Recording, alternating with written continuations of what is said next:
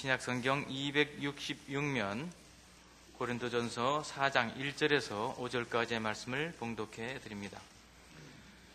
사람이 마땅히 우리를 그리스도의 일꾼이요 하나님의 비밀을 맡은 자로 여길지어다. 그리고 맡은 자들에게 구할 것은 충성이니라. 너희에게나 다른 사람에게나 판단받는 것이 내게는 매우 작은 일이라. 나도 나를 판단하지 아니하노니 내가 자책할 아무것도 깨닫지 못하나 이로 말미암아 의롭다함을 얻지 못하노라. 다만 나를 심판하실 이는 주시니라. 그러므로 때가 이르기 전 곧 주께서 오시기까지 아무것도 판단하지 말라. 그가 어둠에 감추인 것들을 드러내고 마음의 뜻을 나타내시리니 그때에 각 사람에게 하나님으로부터 칭찬이 있으리라. 아멘. 오늘 말씀의 배경은 사도 바울이 세운 고린도 교회에서 사도 바울이 신앙의 본질적인 도전을 받고 거기에 대하여 답하는 내용인 오늘의 본문입니다. 그 본질적인 도전이란 건 무엇이냐 하면 사도 바울이 와서 유일하신 하나님이신 우리 하나님과 그가 보낸 예수 그리스도로 말미암는 구원을 이제 전하여 이 교회와 신앙인들을 만들어냈는데, 저들이 볼 때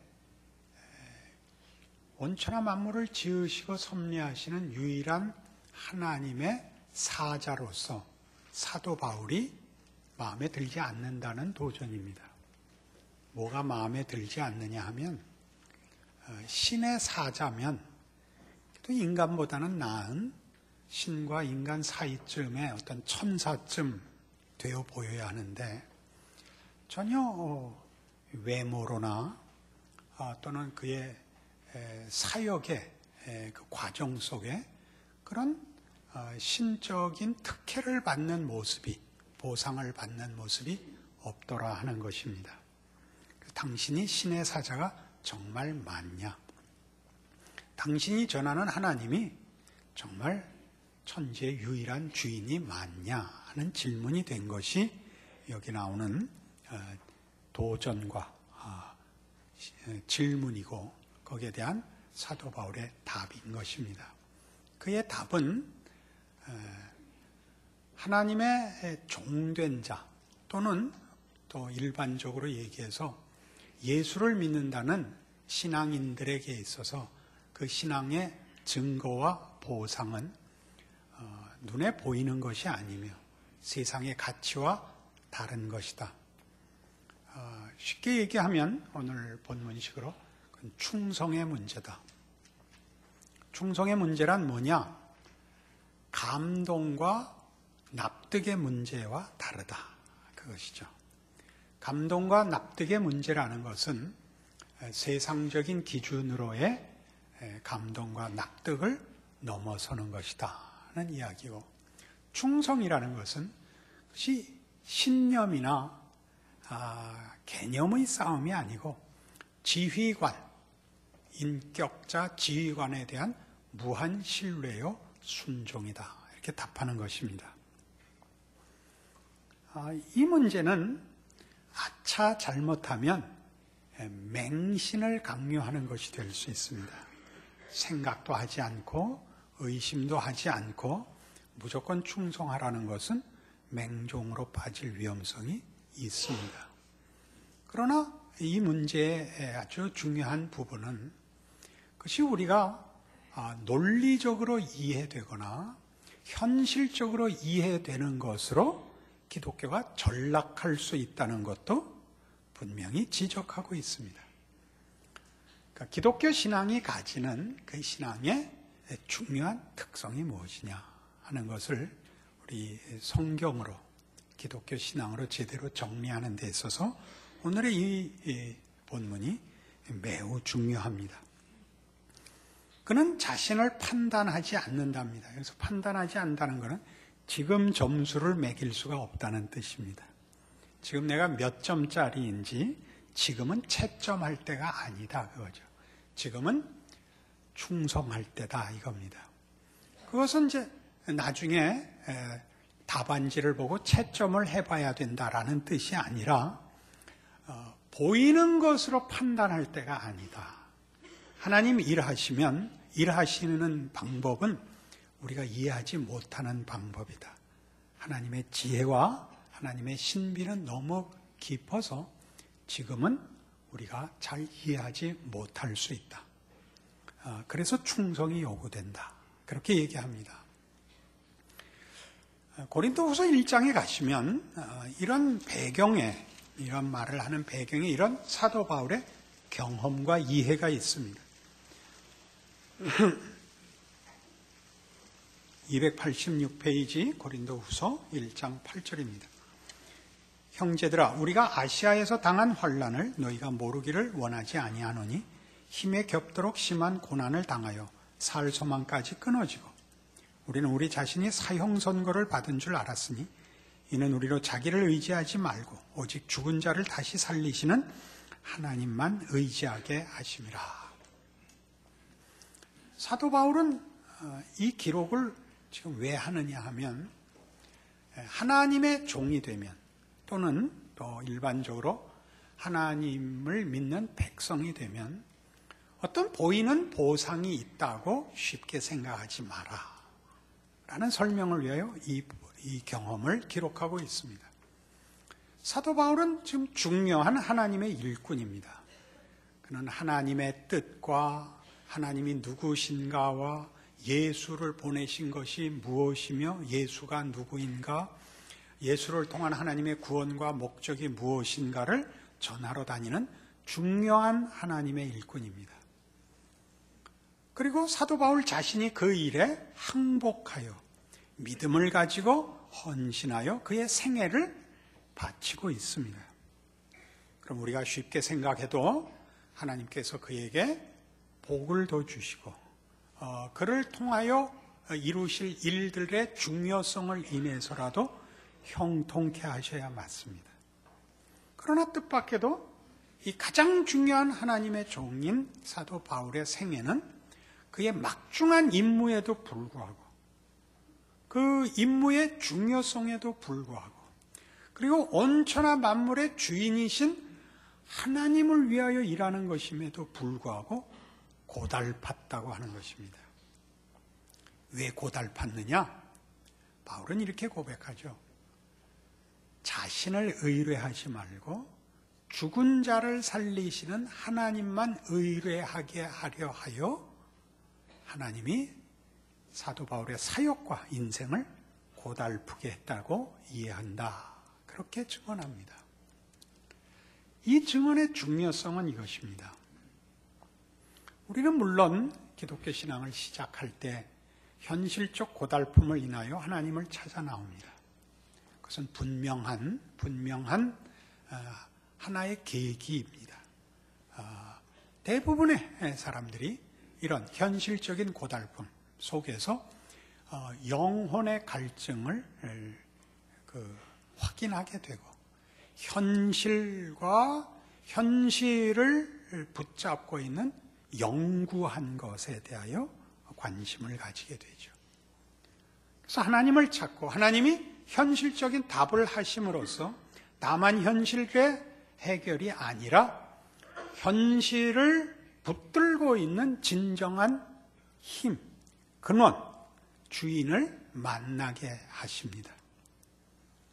그럼에도 불구하고 이 현실적인 해결들은 종종 우리를 하나님이 마치 물질계를 주관하는 신에 불과한 것 같은 생각이 들게 하여 우리로 하여금 하나님이 물질계를 만드셨을 뿐만 아니라 영혼의 소유자인 당신의 형상으로 우리를 만들었다는 사실을 놓칠까 봐 하나님께서 물질로서 다만 현실로서의 보상이 아닌 더 깊은 답을 찾고 더 깊은 내용을 담게 하기 위한 좌절과 고난을 준다는 사실을 우리는 성경을 통하여 확인하는 것입니다.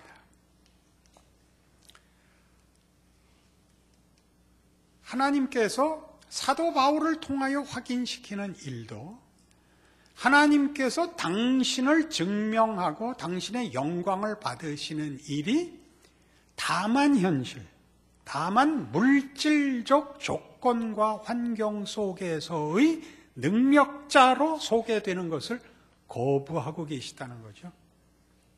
그것보다 더 깊은 내용으로 인격과 영혼에 관한 문제로, 진리와 영생에 관한 문제로 하나님은 우리의 하나님이시며 우리를 그렇게 대접하고 다룬다고 바울의 생애와 사역 속에 간섭하고 계시는 겁니다. 너는 돌아다니면서 나를 마치 무슨 복권이나 무슨 마력을 가진 존재로 소개하지 말아라. 그렇게 이해하지 말아라. 너 자신부터 똑바로 나를 알고 나를 증언해라. 이렇게 찾아오셨다는 것이죠. 우리는 사실 이 부분은 싫습니다. 고단하니까요. 그러나 이 부분은 보다 깊은 문제를 품고 있습니다. 같은 고린도후서 12장에 가시면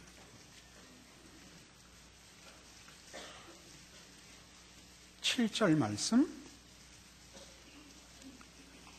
여러 계시를 받은 것이 지극히 크므로 너무 자만하지 않게 하시려고 내 육체의 가시 곧 사단의 사자를 주셨으니 이는 나를 쳐서 너무 자만하지 않게 하려 하심이라. 이것이 내게서 떠나가게 하기 위하여 내가 3번 주께 간구하였더니 나에게 이르시기를 내 은혜가 네게 족하도다. 이는 내 능력이 약한 데서 온전하여짐이라 하신지라. 그러므로 도리어 크게 기뻐함으로 나의 여러 약한 것들에 대하여 자랑하리니 이는 그리스도의 능력이 내게 머물게 하려 함이라. 그러므로 내가 그리스도를 위하여 약한 것들과 능력과 궁핍과 박해와 곤고를 기뻐하노니 이는 내가 약한 그때에 강함이라. 사도 바울은 하나님을 위하여 예수 그리스도의 복음을 위하여 지금 헌신하고 있습니다. 열심히 있고 간절함이 있습니다. 그런데 그 사도 바울에게 이런 외적 고통만 있는 것이 아니라 그 몸에 가시가 있었다고 합니다.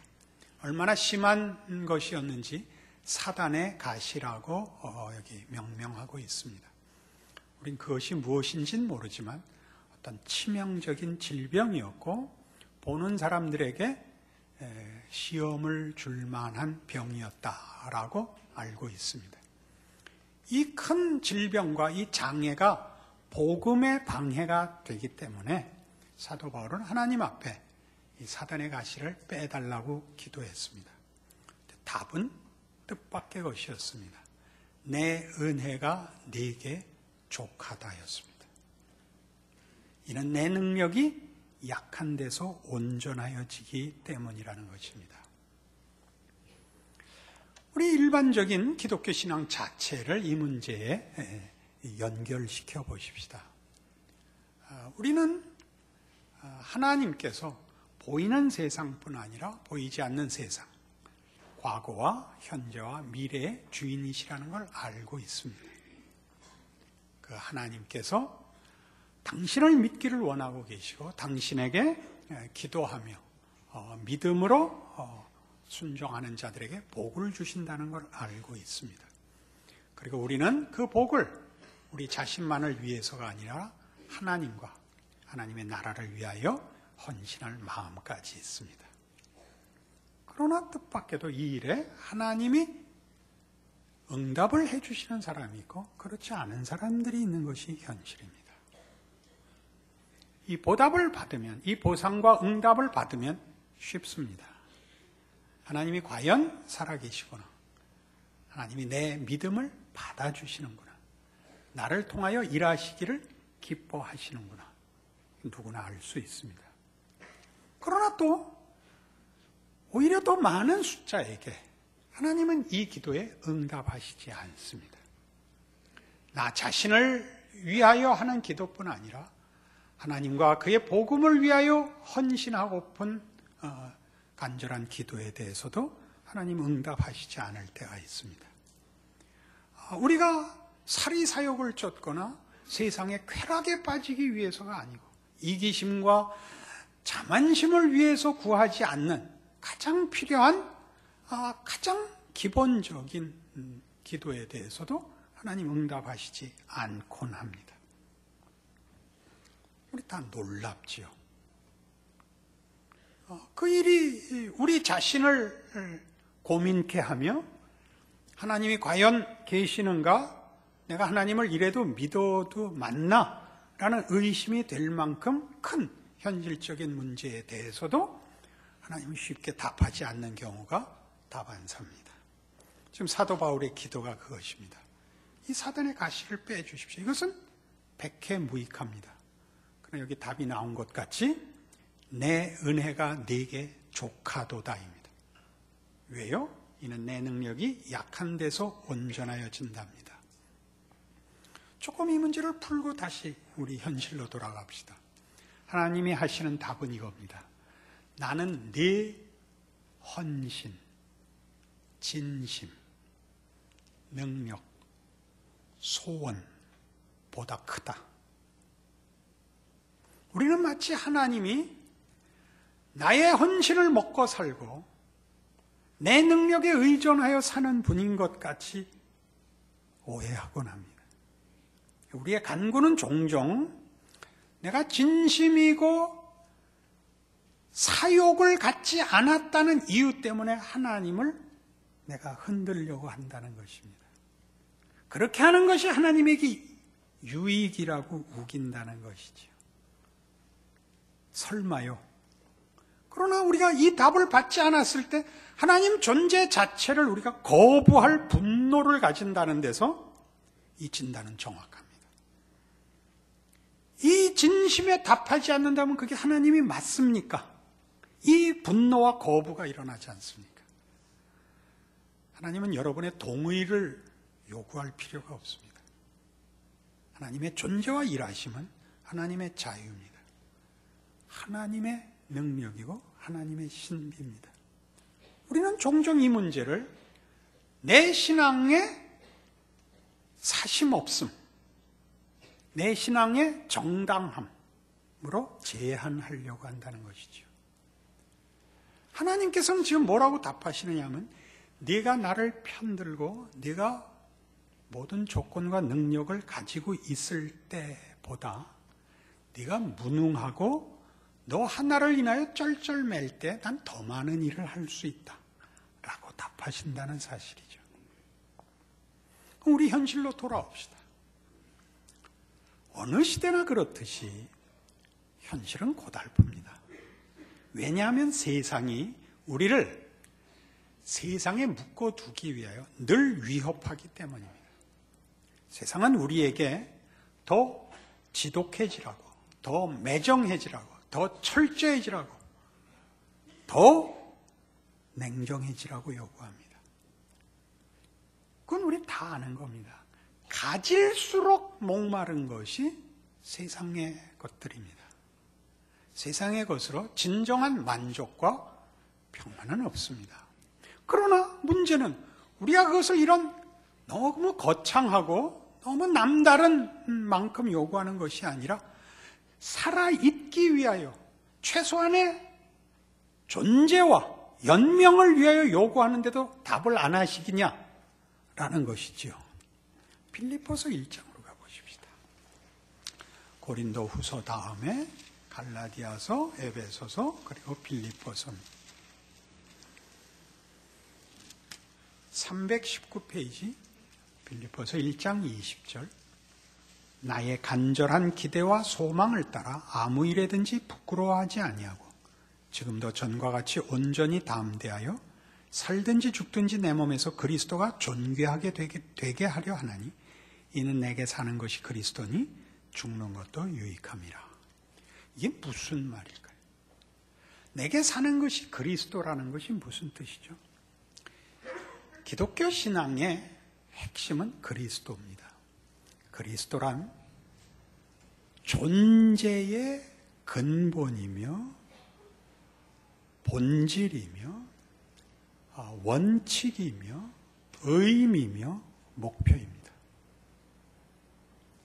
여러분들이 예수를 믿게 된 것이 어떤 과정, 어떤 이해로 왔는지 몰라도 우리 모두가 공통되게 고백하는 것은 우리는 예수를 믿는 사람이라는 사실입니다.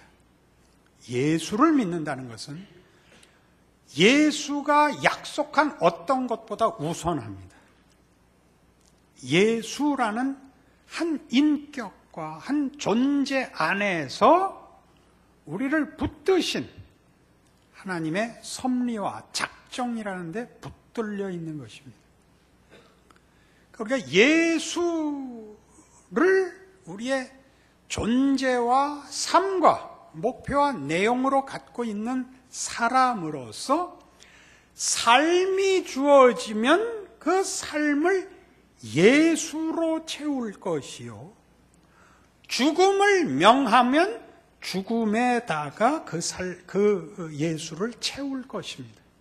이것이 바울이 얘기하는 기독교 신앙의 다른 것으로 대체할 수 없는 가장 중요한 원리입니다. 내가 살아야 할 이유가 예수라면 죽지 못할 이유도 없는 것이다, 이런 뜻이죠.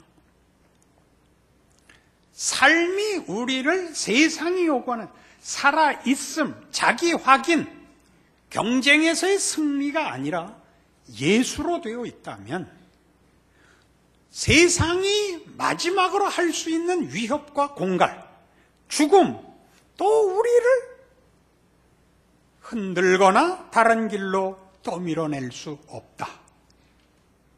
이것은 여러분 결단코 어떤 각오와 넘치는 진심의 싸움을 얘기하는 것이 아닙니다.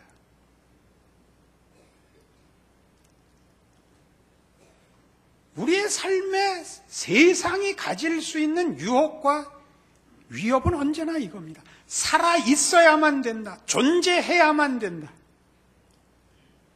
그리고 남보다 나아야 된다. 이것 외엔 세상이 우리를 유혹할 것도 시험할 것도 위협할 것도 없습니다.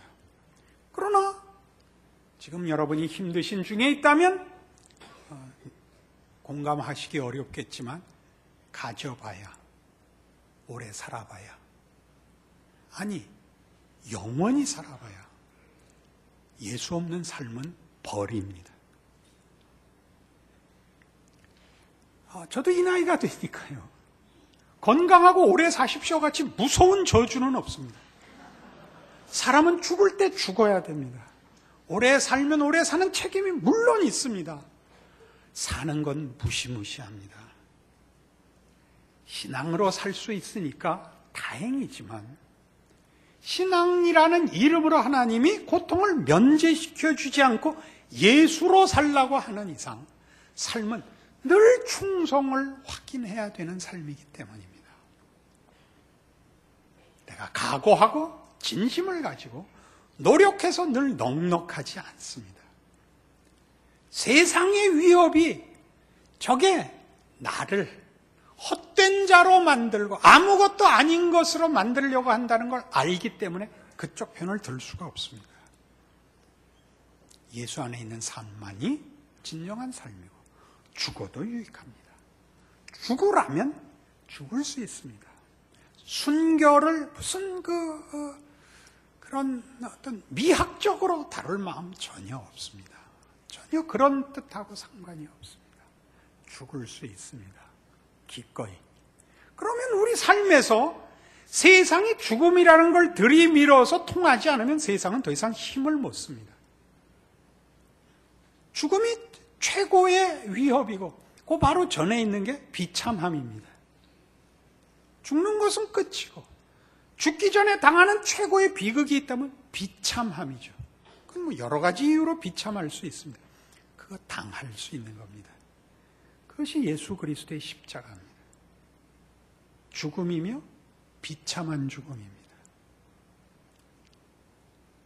하나님이 예수 그리스도를 보내어 우리를 위하여 하나님의 통치 통치 안에 산다는 것이 무엇인지를 십자가만큼 분명하게 보여준 건 없습니다. 세상이 가할 수 있는 모든 공갈, 모든 보복, 비참함과 죽음을 건너가시는 겁니다. 여러분, 사는 거 만만치 않으시죠? 신자로 산다는 것은 그 모든 것보다 큰 것입니다. 누가 쉽게 위로하고 도움을 줄 수 없습니다. 각각 당하시는 어려움은 각자의 몫입니다. 우리는 끊임없이 그 기도를 할 수 있습니다. 하나님, 견딜 수 있게 해주십시오. 하나님, 이 형편을 낫게 해주시면 제 평생을 주께 바치겠습니다. 내 은혜가 네게 족하도다. 나 이미 너를 통하여 일하고 있다. 아이고 하나님, 그런 식으로는 하지 말아 주십시오. 새해 소원입니다. 안 된다. 죽은 자를 살리시는 하나님의 방법. 우리가 약할 때, 우리가 남을 위해서 전혀 여력이 없고 자기 한 인생 때문에 쩔쩔매고 가족을 돌아볼 힘마저도 없는 그때에도 하나님은 우리와 함께 하실 뿐 아니라 우리를 통하여 일하신답니다. 믿어지십니까? 여러분의 눈물과 비명이 여러분의 간증과 열정 이상의 일을 한다는 것을 십자가로 확인하셔야 됩니다. 그렇지 않으면 우리는 매번 하나님의 일하심과 다른 길을, 내가 원하는 길, 내가 편한 길, 내 식으로 하는 길 때문에 하나님과 맞서야 됩니다. 우리 늘 불평을, 의심을, 그리고 비겁함을 벗어날 방법이 없습니다. 빌립보서 4장에 가면 바로 이런 이유들 때문에 사도 바울은 이 고백을 할 수 있는 것입니다. 4장 10절입니다. 내가 주 안에서 크게 기뻐하면 너희가 나를 생각하던 것이 이제 다시 싹이 남이니 너희가 또한 이를 위하여 생각은 하였으나 기회가 없었느니라. 내가 궁핍함으로 말하는 것이 아니니라. 어떠한 형편에든지 나는 자족하기를 배웠노니 나는 비천에 처할 줄도 알고 풍부에 처할 줄도 알아. 모든 일 곧 배부름과 배고픔과 풍부와 궁핍에도 처할 줄 아는 일체의 비결을 배웠노라. 내게 능력 주시는 자 안에서 내가 모든 것을 할 수 있느니라. 자, 이제 싸움은 분명해졌습니다. 세상이 말하는, 세상이 약속하는 것으로 살 것인가, 하나님이 예수 안에서 약속한 것으로 살 것인가 라는 선택만 남는 것입니다. 세상은 우리에게 세상이 줄 수 있는 것을 약속하고 세상을 편들지 않으면 세상이 줄 수 있는 것을 빼앗아 우리를 위협할 것입니다. 그것은 물질입니다. 그리고 자존심을 세우는 것 정도겠죠. 하나님은 우리에게 사랑과 영생과 진리와 자유를 약속하십니다. 그것을 그 아들을 보내어 그를 십자가에 우리 죄 대신 못 박으심으로 증명하셨습니다. 세상은 이것을 주지 못합니다. 우리를 괴롭힐 수는 있습니다. 사도 바울은 이제 이 선언을 하는 것입니다. 내게 능력 주시는 자는 신자 모두에게 해당하는 말입니다. 이제 우리는 예수 안에서 하나님의 통치 속에서 삽니다. 우리의 능력은 모두 예수 안에서 하나님으로부터 나옵니다. 세상의 힘으로 살지 않고 예수 안에 있는 하나님의 능력으로 살 것입니다. 현실 속에서 말이죠. 세상의 위협과 유혹과 이 처절한 현실 속에서 하나님의 사람으로 살 것입니다. 그래서 삶과 죽음을 극복할 것입니다. 그래서 무엇을 할 수 있느냐? 내게 능력 주시는 자 안에서 내가 모든 것을 할 수 있습니다. 어떤 모든 것? 그 앞에 12절에 있던 비천에 처하는 것, 풍부에 처하는 것, 배부른 것, 배고픈 것, 풍부와 궁핍, 어떤 경우라도 하나님의 사람으로 살 것입니다. 그것은 다만 기도하고 성경 보고 앉아있는 걸 말하는 것이 아닙니다. 현실을 살되 세상에 굴하지 않을 것입니다.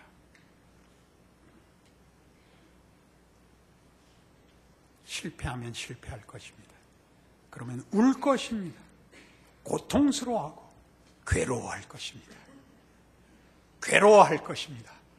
도망가지 않고 타협하지 않겠습니다. 하나님의 사람으로 사는 것을 포기하지 않겠습니다. 내가 힘이 없어 넘어지면 다시 일어나겠습니다. 어떻게 단번에 이기겠습니까? 그러나 절대 세상에게 내 인생과 운명을 넘겨주지 않겠습니다. 무슨 일이든지 하나님이 요구한 그 현실 속에서 하나님의 사람으로 충성하겠습니다. 서두에 뭐라 그랬죠? 그것은 감동도 납득도 아니라고 했습니다. 여러분이 기이한 인도함 속에서 예수 그리스도 안에 하나님의 통치를 만나게 되었습니다. 여러분의 신앙 고백이 갖는 것이 어떤 내용이고 그게 얼마나 큰 것인지 이해하셔서 올 한 해 하나님의 사람으로 승리하시는, 이겨나가시는, 현실을 대면하시는, 도망가지 않는, 핑계대지 않는 책임 있는 신앙인이 되시기를 바랍니다. 기도하십시다. 하나님 아버지 은혜를 감사합니다. 하나님을 알게 하시고 예수 안에서 하나님의 사랑과 의와 신실하심과 능력과 영생과 진리와 복주심을 확인시키셨습니다. 우리의 현실을 이 믿음으로 이겨내게 하시옵소서. 하나님의 사랑을, 하나님의 찾아오심과 우리의 인생을 지키심을 믿음으로 지켜내게 하옵소서. 울고 일어나고 기도하고 견디고 인내하고 서로 위로하고 하루하루 살아가게 하시옵소서. 남의 인생에 간섭하지 말고 내 인생 남에게 떠넘기지 말게 하옵소서. 우리에게 주어진 인생 중에 하나님이 함께 하시는 한, 거기 기적과 거기 승리가 있는 줄 아는 올바른 신앙인으로 책임 있게 살게 하시옵소서. 지금은 우리 주 예수 그리스도의 은혜와 하나님 아버지의 극진하신 사랑과 성령님의 교통하심이 하나님의 사람으로 주어진 하루를 책임 있게 충성하리라 약속하고 돌아가는 심령들 위해 영원토록 함께 있을지어다. 아멘.